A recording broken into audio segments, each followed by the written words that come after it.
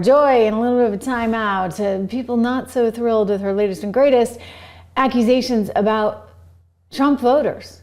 Oh, those stupid people. I got news for you, lady. It's you who's not the swiftest, shall we say. Listen to what she had to say earlier today. I don't know what people were thinking when they voted for him. I mean, this one statistic really got to me. He lost, during his term, 200,000 manufacturing jobs. He lost them. Yeah. Joe Biden added more than 775,000 jobs. And people voted for Trump. I think that they have been misinformed, misled by other networks. You know, people get mad at us. They say we're one-sided here. The statistics are But I here. do think it was cost of living, because I think a lot of voters think of the Trump. There were more jobs created. They think of the Trump years before COVID. So, like, if you're judging it You by mean the Obama? No, they're thinking of the Trump years before the coronavirus came and the Obama unemployment economy spiked and the economy went to free fall. And it was a time that people had more money, whether you attribute that to him or whatever you do. Obama. But that's what people were voting on. False information. I think they were also voting on immigration, and one of the things he says is that he's going to return all these people to the countries they came from. He's going to make the countries take them, or he's not going to do business with those countries. Well, the countries are Cuba, Nicaragua, and Venezuela. We've got sanctions on them already. We're not doing business with them already. Right. Hard to get those dictators to go along. Fall in line. Right. That's one of the problems. There's no deportation agreement. All right, we got to go. We'll be right back. All right.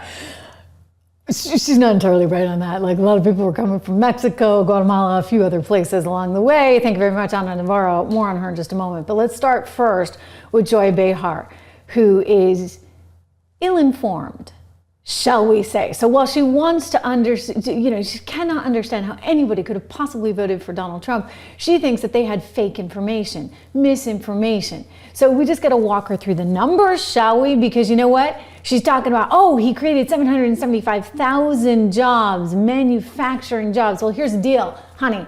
Before 2020, when the entire economy got shut down, unfortunately shut down, guess what? Donald Trump had like one of the best economic records ever on history. 6.6 million jobs being created in this economy.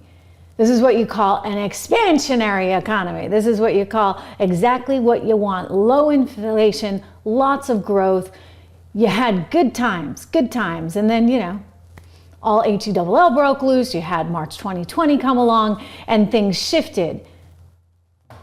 But you know what people remember?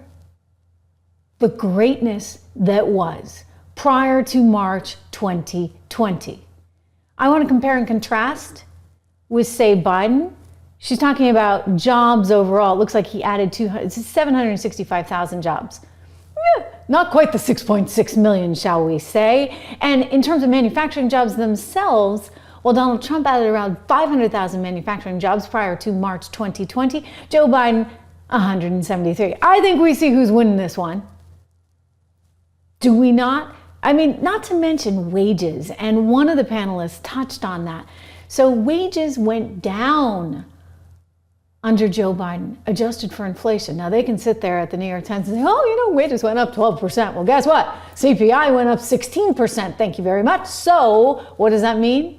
Well, if expenses are going up this much and your wages are only going up this much, guess what? You got less money. Compare and contrast with wages going up while inflation stayed low for a real gain of 3.3% growth during the Trump administration. And that's during the whole thing. So let's just understand the facts, shall we?